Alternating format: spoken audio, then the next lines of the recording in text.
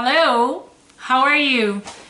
I am Alejandra Dingler and we're here on another video for YouTube for Scientology sermons. So welcome this Sunday. You will hear from L.Ronald Hubbard, who is the founder of Scientology, what he has to say about you, about life, about religion, about Scientology, of course, and you can find out on your own if the data works for you or if it doesn't. You know, it is one of the rules in Scientology, and L.Ronald Hubbard was very sure to make this clear since the beginning that something that is not real for you, you are not supposed to believe it, you know, just because of that.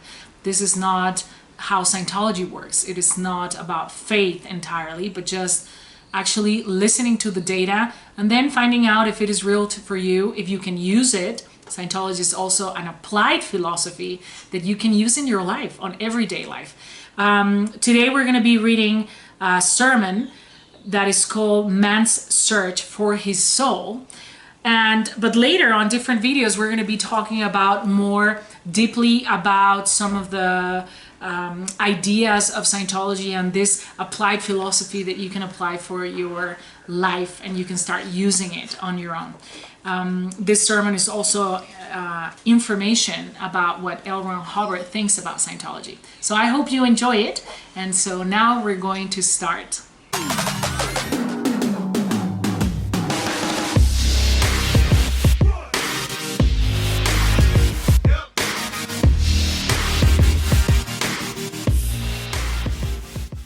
All right, so in 1954, this sermon has a little introduction that I'm going to read to you.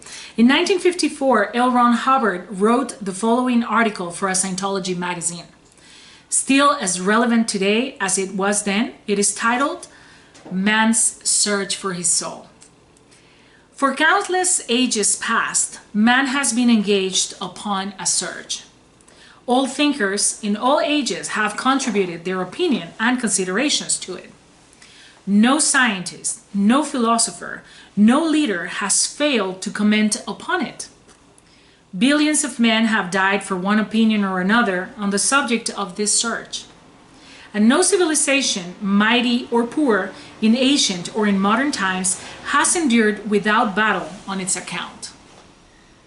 The human soul, to the civilized and barbaric alike, has been an endless source of interest, attention, hate, or adoration. To say that I have found the answer, L.Ronald Hubbard says, to say that I have found the answer to all riddles of the soul would be inaccurate and presumptuous. To discount what I have come to know and to fail to make that known after observing its benefits would be a sin of omission against men.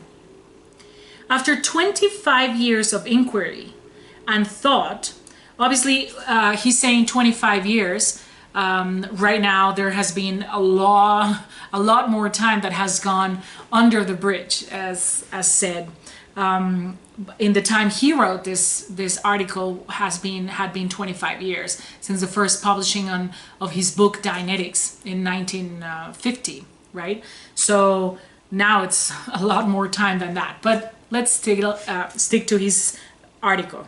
So he says, after 25 years of inquiry and thought, and after 3 years of public activity wherein I have observed the material at work and its results, I can announce that in the knowledge I have developed, there must lie the answers to that riddle, to that enigma, to that problem, the human soul. For under my hands and others was seen the best in man rehabilitated. I discovered that a human being is not his body, and demonstrated that through Scientology processing, an individual can attain certainty of his identity apart from that of the body. Remember that processing, if you watch the other video, processing is this therapy, this spiritual counseling given in Scientology, okay? So I'll repeat this. I discovered that a human being is not his body, and demonstrated that through Scientology processing, an individual can attain certainty of his identity apart from that of the body. We cannot deal in the realm of the human soul and ignore the fact. Man has too long pursued this search for its happy culmination here to be muffled by vague and scientific terms. Religion, not science, has carried this search, this war, through the millennia. Science has all but swallowed man with an ideology which denies the soul, a symptom of the failure of science in that search. And in this case, I would like you to actually make a comment and just let me know. What do you think? Do you think you are a soul? You have a soul? You're a body? What do you think? It would be very, very interesting for me to read your thoughts about this before you actually hear this, and then what you think after it. One cannot now play traitor to the man of God who sought, this ages past, to bring man from the darkness. We in Scientology belong in the ranks of the seekers after truth, not in the rear guard of the makers of the atom bomb.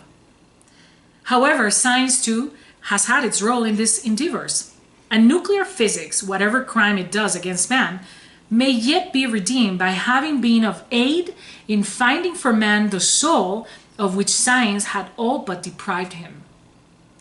No trained Scientologist can easily close his eyes to the results he achieves today or fail to see them superior to the materialistic technologies he earlier used. For we can know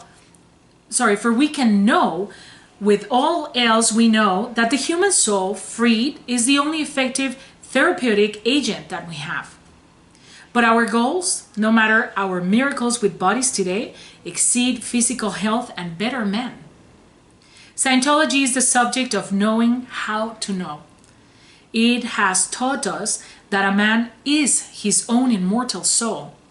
And it gives us little choice but to announce to a world, no matter how it receives it, because some of them might go like, no, this is crazy, these ideas. There are people, unfortunately, and this is really a sad thought, there is people who really, really believe that men are just like, animals, that they're just like bodies. And I'm not even trying to say that animals, are in a denigrating way, but, they believe really that men are only a body, something solid, and you die and that's it. You disappear or whatever happens to you, Anyway, so these people, I don't know how they're going to take this for sure. Well, I do know how they're going to take it, but I would like you to tell me how you're taking it. If you really, deep inside have always thought that you have something to do with a soul, that you are really a spirit, not your body, that it doesn't end right there. Do you die and that's it? What are your ideas about it? Very interesting. Okay, so, and it gives us little choice but to announce to a world, no matter how it receives it, that nuclear physics and religion have joined hands and that we in Scientology perform those miracles for which man, through all his search, has hoped. The individual may hate God or despise priests. He cannot ignore, however, the evidence that he is his own soul. Thus we have resolved our riddle and found the answer simple. So that is the end of this sermon of this Sunday. I hope you are finding information about Scientology and that you are curious enough to come back next Sunday and listen to another video or watch the previous videos if you haven't watched them. And I'm gonna leave the link around here, as I said, to my right, the video that you can watch that was last week. And then also, I would like you to subscribe to the page if you are interested. If you're not interested, then you don't have to come back, thank God. This is free internet. You can choose what to see or what not to see. So, if this is too much for you and you're totally convinced that you're a body and when you die, that's it, then definitely Scientology is not for you. Thank you for watching this video. And if you're interested and you're still curious and you want to know more about life and you, then stay around. Come back for another watch next Sunday, and I hope you have a great week, and of course that you start making your life much better. See you.